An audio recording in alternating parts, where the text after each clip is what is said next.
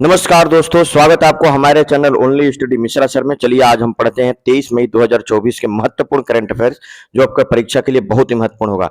Video को last तक देखिए, सारे प्रश्न लिख लीजिए। इसके साथ इसके सभी स्टैटिक जीके के प्रश्न शामिल हैं और इसके हर प्रश्न के बारे में बताया गया है। तो चलिए हम शुरुआत करके आज का पहला प्रश्न है कि हाल ही में भारतीय रिजर्व बैंक ने किसे अपना कार्यकारी निदेशक के रूप में नियुक्त किया है। तो रिजर्व बैंक ने किसे कार्यकारी निदेशक नियुक्त किया है, तो इसका हो जाएगा आर लक्ष्मीकांत राव। याद रखेंगे, वेरी वेरी मोस्ट इंपॉर्टेंट ये प्रश्न होगा। आर लक्ष्मीकांत राव इसका सही जवाब होगा। अब आरबीआई के बारे में जानिए। आरबीआई की स्थापना 1 अप्रैल 1935 को हुई और 1 अप्रैल 1935 से ही आरबीआई ने अपना कार्य भी शुरू किया था। इसके वर्तमान गवर्नर कौन है? शक्तिकांत दास। शक्तिकांत दास वर्तमान गवर्नर हैं। और आरबीआई का मुख्यालय कहाँ है? मुंबई। आरबीआई के पहले गवर्नर कौन रहे? तो जब आरबीआई की स्थापना हुई थी तो पहले गवर्नर थे sir Osborne Smith. Sir Osborne Smith.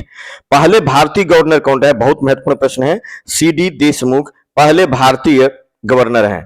और आरबीआई बैंक की स्थापना अर्थात रिजर्व बैंक की स्थापना आरबीआई एक्ट 1934 के तहत हुई थी। आरबीआई एक्ट 1934 के तहत हुई थी। तो ये बात ध्यान रखिएगा, वेरी वेरी मोस्ट इंपॉर्टेंट। अब अगला प्रश्न देखिए। इस सेशन का अगला प्रश्न आपके सामने, हेनले एंड पार्टनर्स द्वारा जारी विश्व के सबसे अमीर शहरों की रिपोर्ट 2024 के अनुसार कौन सा शहर दुनिया के सबसे अमीर शहरों में पहले स्थान पर है? अर्थात हेनले एंड पार्टनर्स ने जो रिपोर्ट जारी की है उसमें बताया है कि दुनिया का सबसे अमीर शहर कौन है और भारत के शहरों में कौन सबसे ज्यादा अमीर है। यह प्रश्न यहां बनाया गया है। तो दुनिया का सबसे अमीर शहर है न्यूयॉर्क, जो अमेरिका का शहर है। न्यूयॉर्क दुनिया का सबसे अमीर शहर है। अब दुनिया के 5 सबसे अमीर शहरों के बारे में देखिए। दुनिया के 5 सबसे अमीर शहर कौन से हैं? तो दुनिया का 5 सबसे अमीर शहर, पहले नंबर पर न्यूयॉर्क अमेरिका का, दूसरे नंबर पर है द बे एरिया, ये भी यूएसए में ही है, दूसरा सबसे महंगा मतलब सबसे जो है अमीर है। और तीसरा टोक्यो जापान का शहर है जो तीसरा सबसे अमीर है। चौथा सबसे अमीर सिंगापुर है और 5वें नंबर पर लंदन है। तो 5 सबसे अमीर शहर आप लोग याद रखिएगा। अब इनमें भारतीय शहरों का क्या स्थान है? तो शीर्ष जो 50 टॉप 50 में भारत के 2 शहर शामिल हैं, मुंबई और दिल्ली। तो मुंबई दुनिया का 24वां सबसे अमीर शहर और दिल्ली 37वां सबसे अमीर शहर है जो टॉप 50 में शामिल किया गया है। इस तरीके के प्रश्नों को जो है आप लिख लीजिए, परीक्षा के लिए बहुत महत्वपूर्ण होते हैं। अगला प्रश्न देखिए, विश्व प्रवासी पक्षी दिवस कब मनाया जाता है? प्रवासी पक्षी दिवस, तो विश्व प्रवासी पक्षी दिवस जो मनाया जाता है ये साल में 2 बार मनाया जाता है। मई महीने के दूसरे शनिवार को और अक्टूबर महीने के दूसरे शनिवार को मनाया जाता है। तो इसका उत्तर हो जाएगा सी, मई महीना का दूसरा शनिवार, अक्टूबर महीने के दूसरे शनिवार। पिछले साल एक परीक्षा में ये प्रश्न आया था। इस तरीके के प्रश्न जरूर याद रखिए, ऐसे ही आपके परीक्षा में आएंगे, चाहे यूपीपीएससी का परीक्षा हो, आर्मी का, सेना का, एनडीए का, विभिन्न एग्जामों में इस तरीके के प्रश्न ही आते हैं। जब भी पढ़िए तो इस तरीके के प्रश्नों को आप पढ़ के याद करके रखिए, बराबर दोहराते रहिए। वर्ष 2024 की थीम क्या है इसकी? तो प्रोटेक्ट इंसेक्ट, प्रोटेक्ट बर्ड, कीड़ों की सुरक्षा करिए, कीड़ों को बचाइए, पक्षियों को बचाइए, ये इसकी थीम है।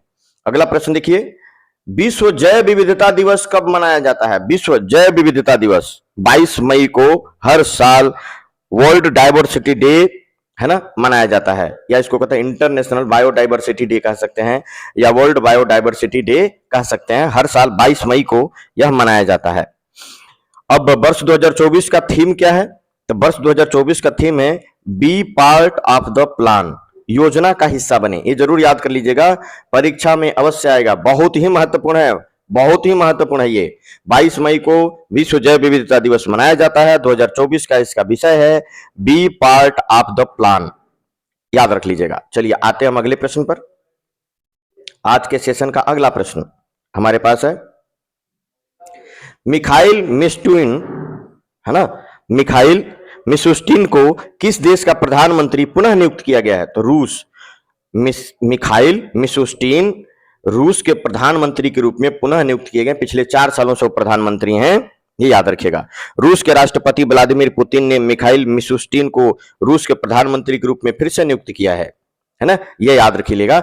और ये भी याद रखिएगा, रूस के राष्ट्रपति कौन है? व्लादिमीर पुतिन है। अब रूस के बारे में कुछ साथ साथ यही स्टैटिक जीके के प्रश्न है, ये सारी बातें आपको याद करना है। स्टैटिक जीके से जुड़ा हुआ यही सारे प्रश्न है। रूस की राजधानी मॉस्को, और रूस की संसद का नाम बहुत पूछा जाता है जिसका नाम है ड्यूमा। रूस की संसद का नाम क्या है? ड्यूमा।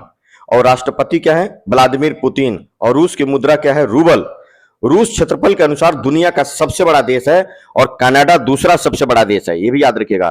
तो क्षेत्रफल के अनुसार दुनिया का सबसे बड़ा देश रूस है। अगला प्रश्न देखिए, राष्ट्रीय प्रौद्योगिकी दिवस नेशनल टेक्नोलॉजी डे कब मनाया जाता है? क्या मनाया जाता है? 11 मई को।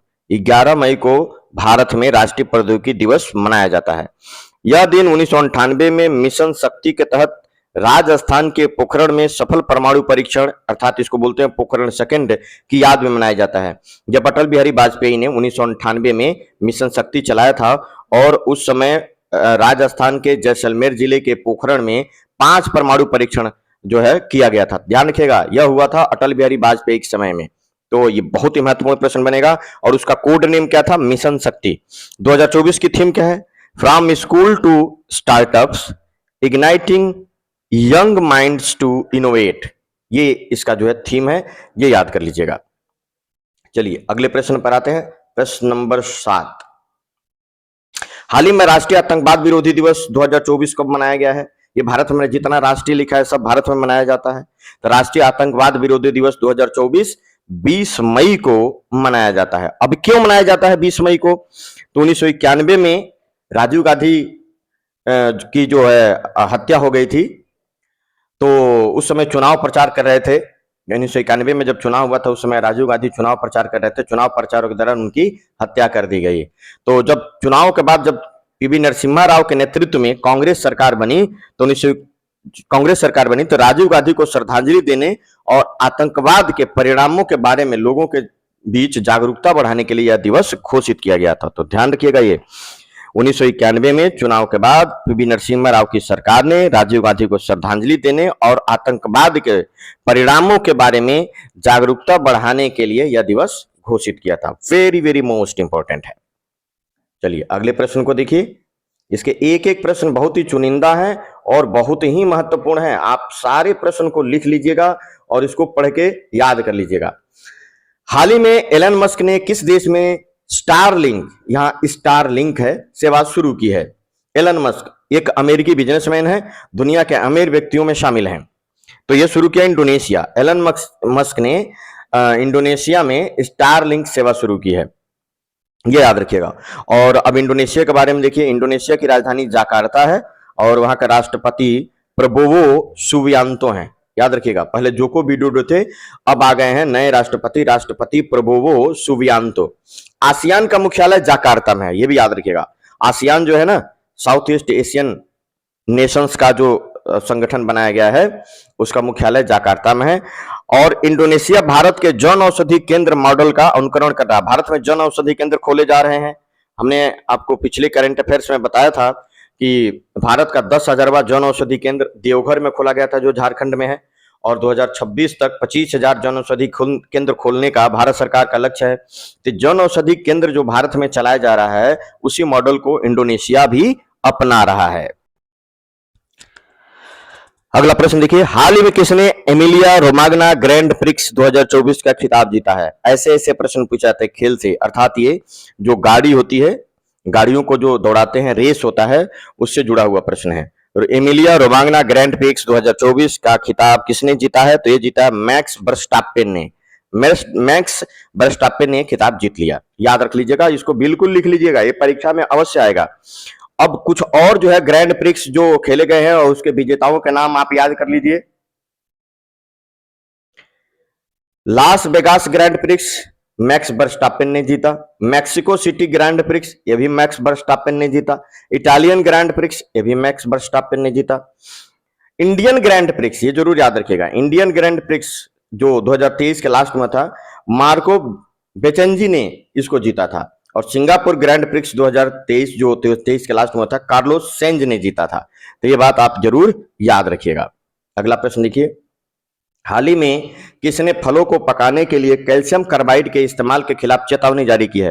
कैल्शियम कार्बाइड को जो है कपड़े में बांधकर और लोग क्या करते हैं, फलों के बीच में रख देते हैं, उसको चारों तरफ से ढक देते हैं, उसकी गर्मी से फल पक जाते हैं। ये पकाने के लिए इस्तेमाल किया जाता है। अब तो और भी बहुत सारी चीजें आ गई हैं। तो कैल्शियम कार्बाइड, इसको सामान्य ना गांव में या उसमें लोग क्या कहते हैं, कार्बाइड के नाम से जानते हैं, लेकिन उसको कैल्शियम कार्बाइड बोला जाता है, जो फलों को पकाने के लिए इस्तेमाल होता है। तो फसाई ने इसके खिलाफ चेतावनी जारी की है कि इससे बहुत सारी समस्याएं, लोगों को बीमारियां, एक लंबे समय तक जो इसके इस्तेमाल और इस तरीके के इससे पके फलों को इस्तेमाल करने पर लोगों को बीमारी हो सकती है, विभिन्न प्रकार के कैंसर संबंधी रोग हो सकते हैं। तो इसके खिलाफ फसाई ने चेतावनी जारी किया। फसाई का पूरा नाम क्या है? Food safety standard authority of India. ये जरूर याद रखिएगा। अगला प्रश्न देख लीजिए और इस सेशन का लास्ट प्रश्न है, कौन सा राज्य एआई संचालित, एआई का मतलब होता है आर्टिफिशियल इंटेलिजेंस, कृत्रिम बुद्धिमत्ता, तो कौन सा राज्य एआई संचालित यातायात प्रबंधन प्रणाली शुरू करेगा? यह शुरू करेगा सिक्किम। सिक्किम ये काम शुरू करेगा।